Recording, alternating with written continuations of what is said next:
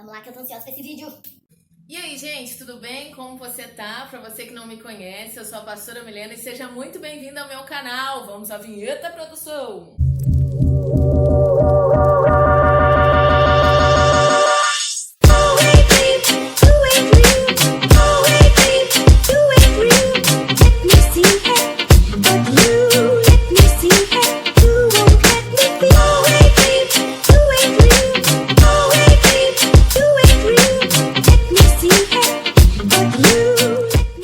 Esse canal tá muito chique, vocês viram? Não só a vinheta, mas vocês gostaram da edição? Uau! Um monte de gente falando, ai, que edição linda, é você que faz, mesmo. Claro que não, né, queridos? Agora a gente tem filmmaker, a gente tá ficando muito chique. O problema é que eu vou ficar um nojo. Já tô me vendo. Porque a minha autoestima já é aqui. Tendo tudo isso, é muita graça de Deus. Mas, bora lá. Como vocês sabem, o vídeo de hoje é um vídeo mais robusto, né? Mais denso, porque nós estamos na quarentena bíblica e semana passada nós desafiamos que a gente estudasse as cartas de João. A primeira, a segunda e a terceira carta. E também, quem tivesse um pouco mais de tempo, que pudesse ler o livro As 5 Linguagens do Amor. Então, hoje a gente vai fazer a resenha das cartas e a resenha desse livro. Eu falei que eu ia riscar só o que era importante. Primeiro, o autor das epístolas, né? É bom a gente entender quem escreveu aquelas cartas, né? E é possível a gente perceber através da linguagem que é o próprio João mesmo que escreveu o Evangelho, né? O apóstolo João. A data da carta ela foi escrita aproximadamente no período de 85 a 95 depois de Cristo. O Evangelho também foi escrito nesse mesmo período. E o gênero desse livro é carta. A gente vai falar um pouco no final, mas vocês vão entender que cada carta parece que ela é direcionada a um tipo de pessoa, né? Ela é direcionada... Eita, gente, põe o celular no silencioso. Que essa carta ela é destinada a vários tipos de pessoas. Então a gente vai falar um pouco, gente. Eu sei que esse vídeo não vai ficar curto. Tem misericórdia de mim, gente. O primeiro capítulo, eu não sei você, mas eu senti aquela intenção de que ele estava remetendo aos evangelhos, né? Quando ele fala a respeito do verbo. E ele fala, né, que Cristo, ele é o verbo, né? E ele se manifestou nessa terra. É muito legal porque a gente sabe que Cristo, sim, ele se manifestou em carne, né? Deus encarnado. E é muito legal essa memória, pelo menos me causou essa memória do Evangelho de João quando eu li a carta. E em todo o livro, todas as cartas, a gente vai perceber um dualismo que acontece, que também acontecia no Evangelho de João. Quando João fala assim, compara luz com trevas, espírito e carne, né? Dia e noite, isso acontece muito nos evangelhos e também acontece aqui. E acontece essa primeira dualidade, né? Quando ele fala lá no versículo 5 que Deus é luz e sobre ele não há trevas nenhuma. É uma dualidade que João faz, mas é muito legal, é característico dele e a gente vai ver isso em vários textos. E aí me chamou a atenção no capítulo 1, versículo 7, porque diz assim: se porém andarmos na luz como ele está na luz, mantemos comunhão uns com os outros e o sangue de Jesus, seu Filho, nos purifica de todo pecado. Olha que interessante. Parece que esse texto trouxe para mim, né, que nós podemos comparar como está o nosso andar com Cristo à medida que nós olhamos para a comunhão dos irmãos.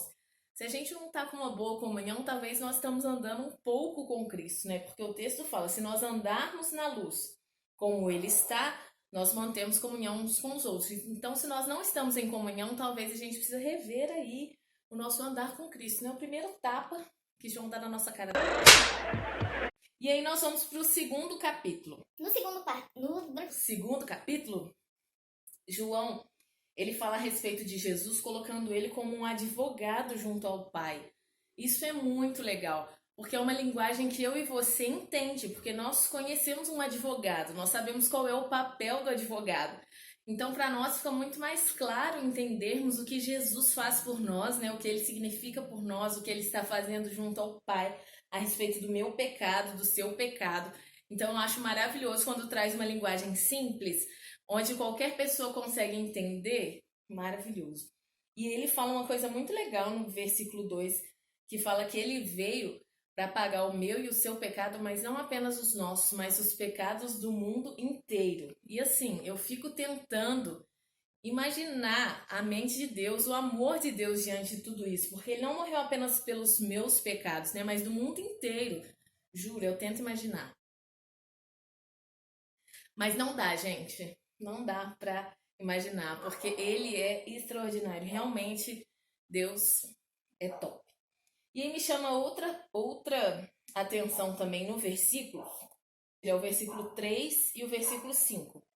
No versículo 3 fala assim: sabemos que o temos conhecido por isto, se guardamos os seus mandamentos.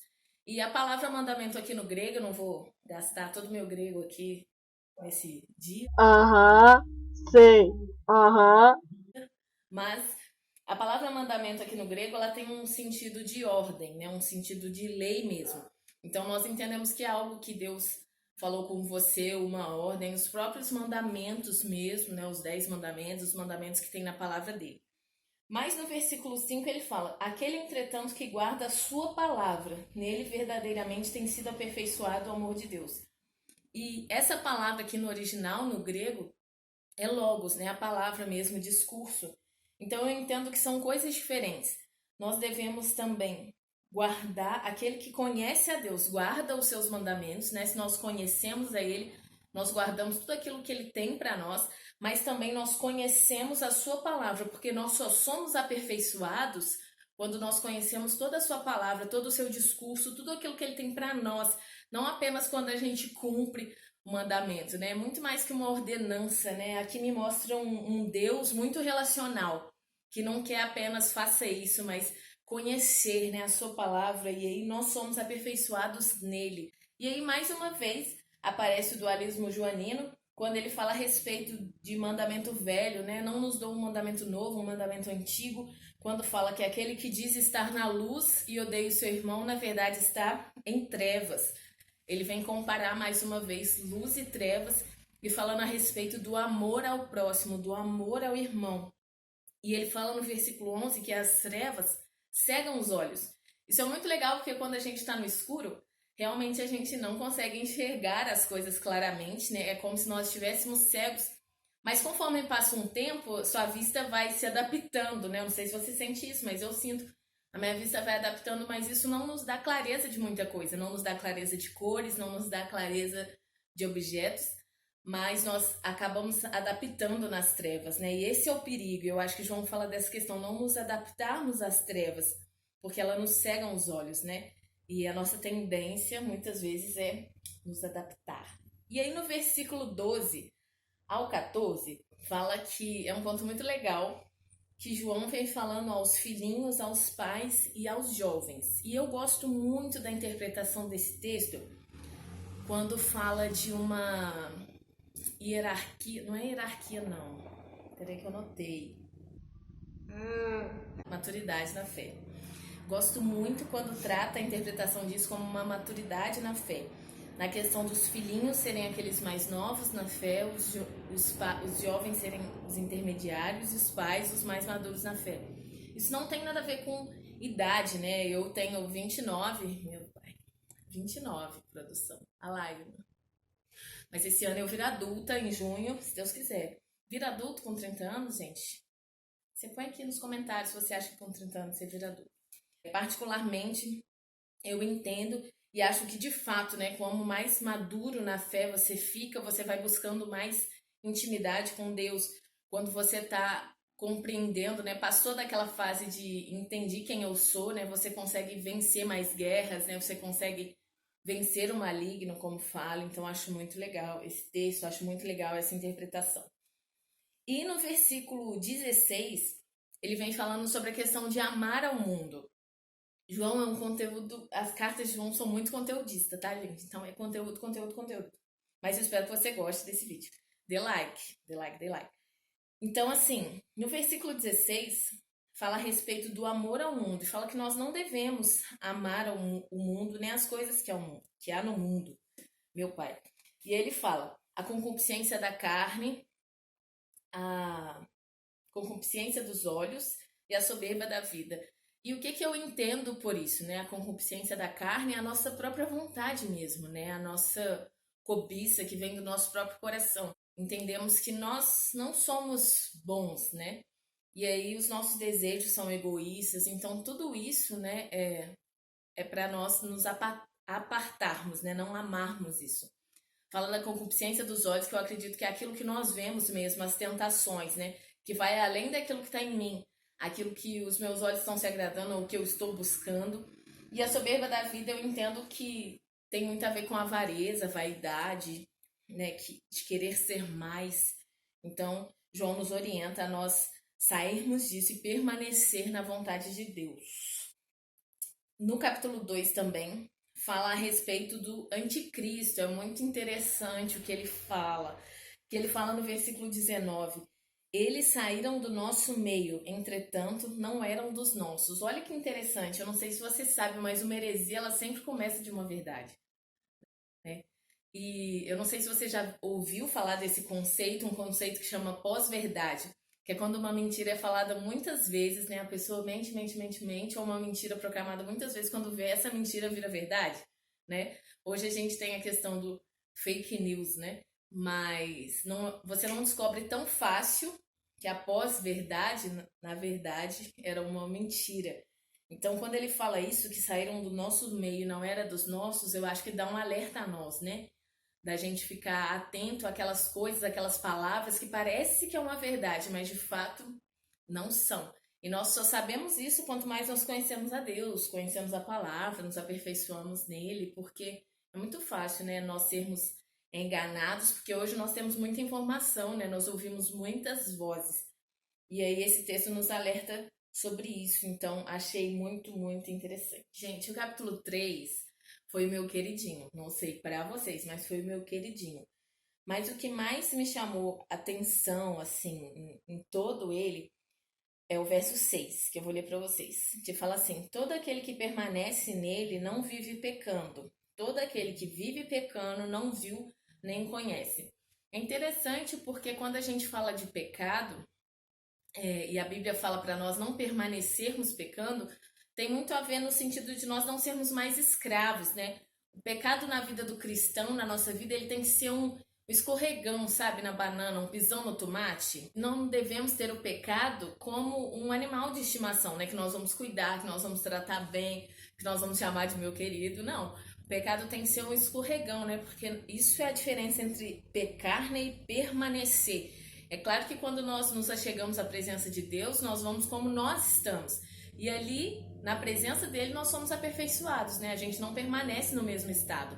A gente vai se aperfeiçoando em Deus. E aí esse texto vem discorrendo sobre nós darmos a vida em favor do outro. E dar a vida em favor do outro implica em muitas coisas. Implica dinheiro, implica investimento, implica tempo, implica empatia, implica muitas coisas. Então, o texto falar que nós devemos dar a nossa vida em favor do outro é um desafio tremendo para nós, né? Mas diz assim no verso 18: filhinhos, não amemos-nos de palavra e nem de língua, mas de fato e de verdade. Olha que interessante, a Bíblia inteira fala que nós devemos dar testemunho, que nós devemos praticar aquilo que falamos. E aí João, de uma forma muito amorosa, né, chama a gente de filhinho, queridinho, fala para nós não amarmos, é só de palavra, né? Só no falar, mas de fato e de verdade. Isso implica, para mim, numa prática verdadeira do amor, numa prática desse investimento, numa prática dessa questão de se doar ao outro, nessa prática de se investir no outro, de realmente se doar, né? Dar a sua vida. E é maravilhoso, né? É desafiador também. Mas um tapa na nossa cara. E aí, o capítulo 4 começa nos alertando a respeito dos espíritos que não são de Deus. E isso me atenta e me traz a questão, o fato de nós termos discernimento, de nós não aceitarmos qualquer coisa, né? Na época que João escreveu essa carta, estava surgindo o gnosticismo, né? Que grosseiramente falando, bem grosseiramente falando, é a questão, é um misticismo religioso, né? Que ele propagava a compreensão de salvação baseada na gnosis, né, que é o conhecimento. Mas depois você dá um Google aí e pesquisa um pouco mais sobre o gnosticismo. Então, baseado nisso, eu acredito que João traz um pouco de resposta a isso que estava acontecendo, quando ele fala para nós realmente discernirmos os espíritos, né? Entender o que está acontecendo no nosso redor, ver a intenção do outro. Isso é muito importante para nós. E aí no versículo 4 ele vem com aquela famosa frase, né? Maior é aquele que está em vós do que aquele que está no mundo. Pode falar que você leu esse texto cantando aquela música.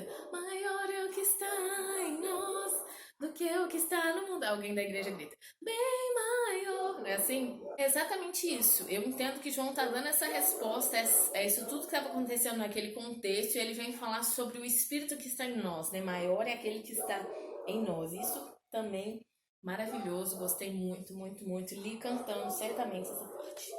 E aí vem falando do amor. Fala a respeito de nós amarmos uns aos outros. Olha que interessante, né? Parece que João tem aquele pensamento circular, né? Que ele já tinha falado que a gente deve se doar pelos irmãos, agora ele fala que a gente deve amar uns aos outros, então parece que ele é repetitivo. E eu entendo que isso é intencional, né? Na palavra de Deus, quando uma coisa se repete, uma palavra demonstra ali a importância que ela tem, né? Então ele fala sobre isso de novo. E aí, o que eu gosto muito nesse texto é o verso 12. Por quê, gente? Porque ele é maravilhoso, eu coloquei ele no meu convite de casamento. Que fala assim, a parte B. Deus permanece em nós e o seu amor é em nós aperfeiçoado. Gente, eu acho isso maravilhoso porque, de fato, quando o Senhor está em nós, Ele realmente nos aperfeiçoa, né? O amor dele nos aperfeiçoa porque a gente desconstrói muitos pensamentos e constrói muitos pensamentos, né? O casamento ajuda isso porque você está convivendo com uma outra pessoa e ali aquilo que você, digamos assim, é falho, né? Ou você ainda não sabe muito, é difícil de aperfeiçoar, o domínio próprio, por exemplo. E aí, junto com a outra pessoa, ela ajuda a que você consiga praticar isso, né? O casamento, ele ajuda a alinhar e aperfeiçoar esse amor. É um exemplo, mas isso acontece com todos os relacionamentos, né? E o nosso relacionamento com Deus, ele nos aperfeiçoa, sim, o amor dele é nos aperfeiçoado dia a dia. E outro texto maravilhoso no capítulo 4 é o verso 19, que fala, nós amamos porque ele nos amou primeiro. Isso mexe muito comigo. Porque Deus realmente mostrou seu amor a nós, enviando o seu Filho. Ele mostrou seu amor para nós quando ele, né, permite que o Filho dele morra no meu lugar, no seu lugar. E de fato a gente só sabe amar porque nós temos esse exemplo maravilhoso de doação que vem da parte do nosso Deus. Então, de fato, nós amamos porque ele nos amou primeiro. De fato, de verdade, eu não sei se nós teríamos exemplo melhor do que o amor de Deus, o amor de Jesus por nós, a presença do Espírito Santo conosco, para nos impulsionar a amar. E aí, no capítulo 5, ele finaliza de uma forma muito interessante. No verso 3, ele fala assim, porque esse é o amor de Deus, que guardemos os seus mandamentos. Ora, os seus mandamentos não são penosos. Olha que legal. Porque realmente esse amor todo que ele falou na carta, né, da questão de nós amarmos, de Deus nos amar, toda essa questão de guardar os mandamentos, eu entendo que faz com que a gente tenha um outro tipo de relacionamento com Deus, né? Que nós temos um relacionamento com Deus de prazer, né, de realmente de confiança, cumplicidade, um relacionamento, não só um cara durão e eu aqui servindo. Não, né? A palavra fala que nós fomos feitos filhos de Deus. Então eu entendo que realmente cumprir os seus mandamentos não é penoso, mas é prazeroso. Nós fazemos por prazer, por obediência, nós fazemos porque nós entendemos que isso é bom. Então eu gosto muito dessa questão, porque nós queremos agradar a Deus, né? Desse relacional que Deus traz. E também ele fala no capítulo 5, no verso 6, de 6 até o verso 8, fala da questão do testemunho, né? E ele vem falando do testemunho da água, que é o seu batismo, né, na água, e do sangue que foi dado na sua morte.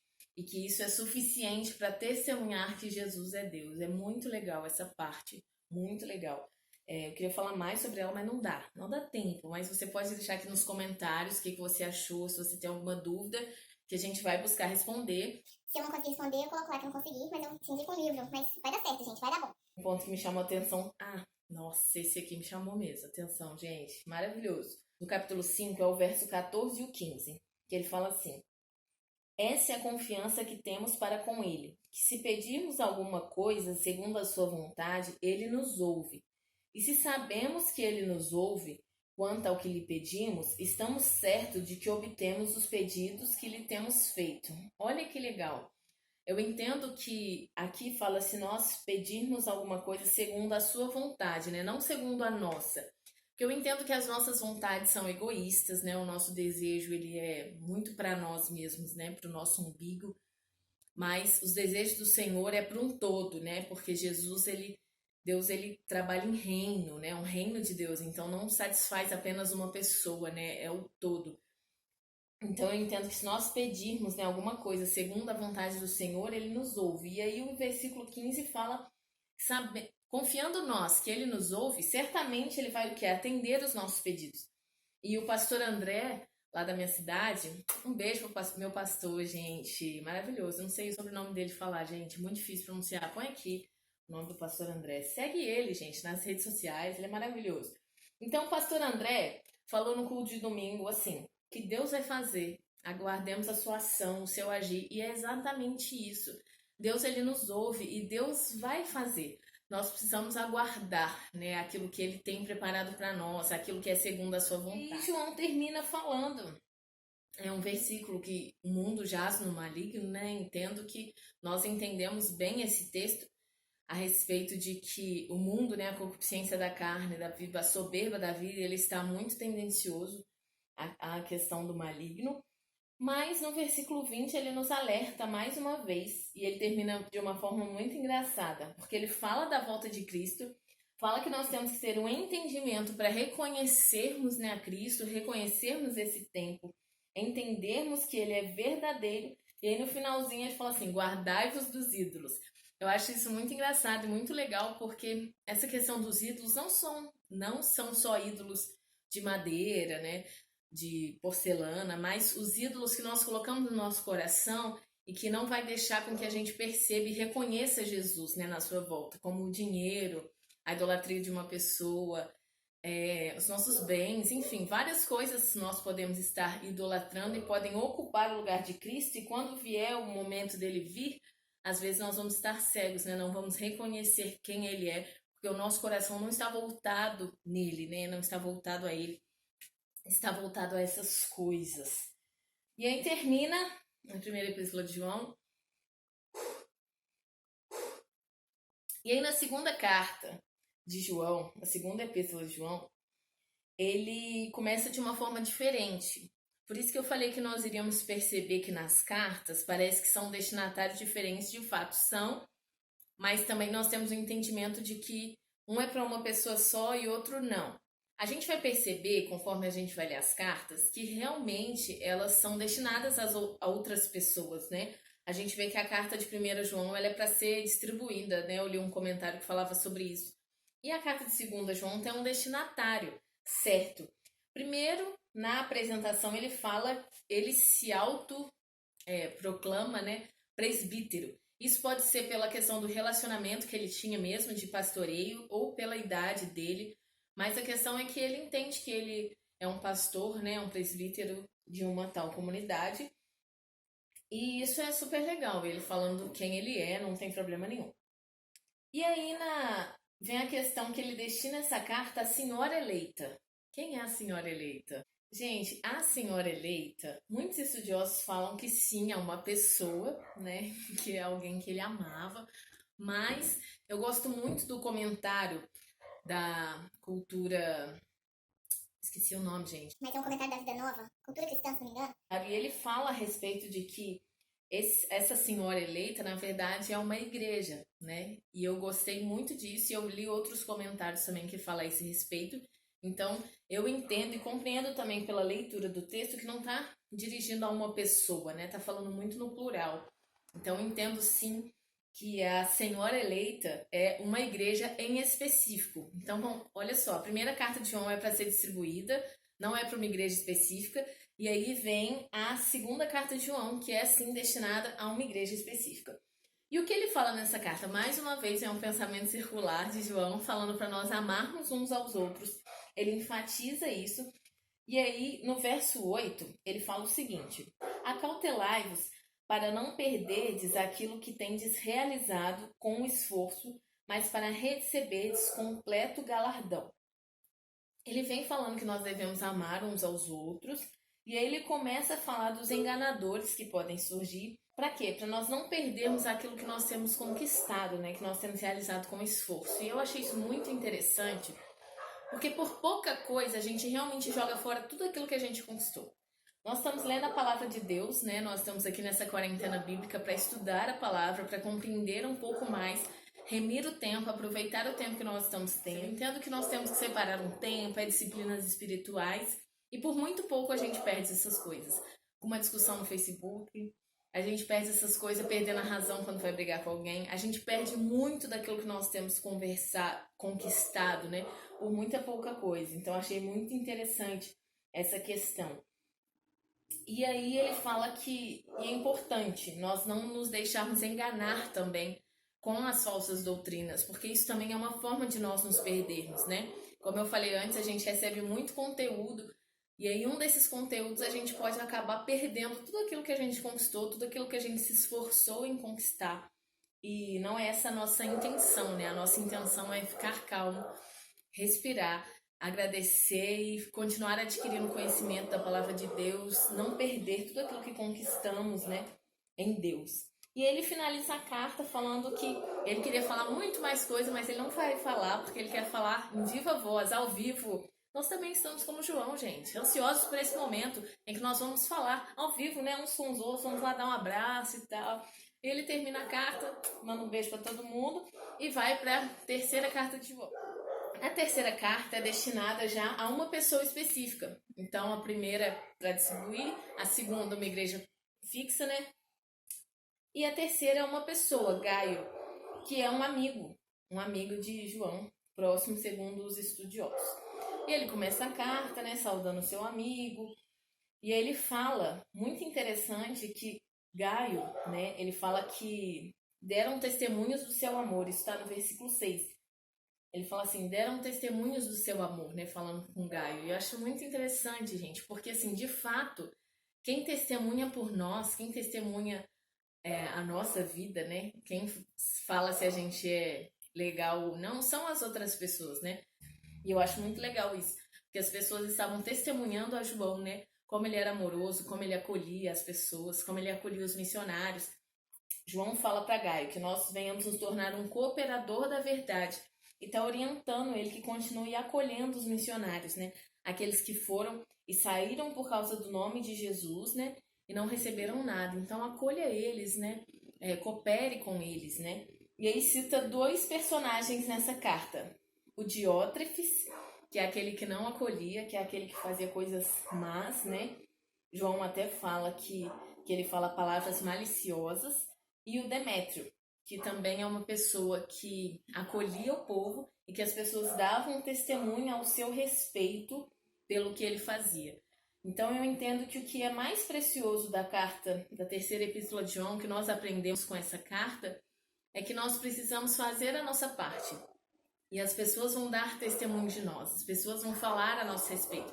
Nós não precisamos ficar aparecendo, tirar onda, falar o que fazemos, o que deixamos de fazer. As pessoas mesmas testemunham a nosso favor e a nosso respeito, e isso para mim é muito legal. E ele termina também já a terceira epístola de João, mandando um beijo para todo mundo, falando, te vejo aí, quero te ver, quero falar com vocês. Gostaram?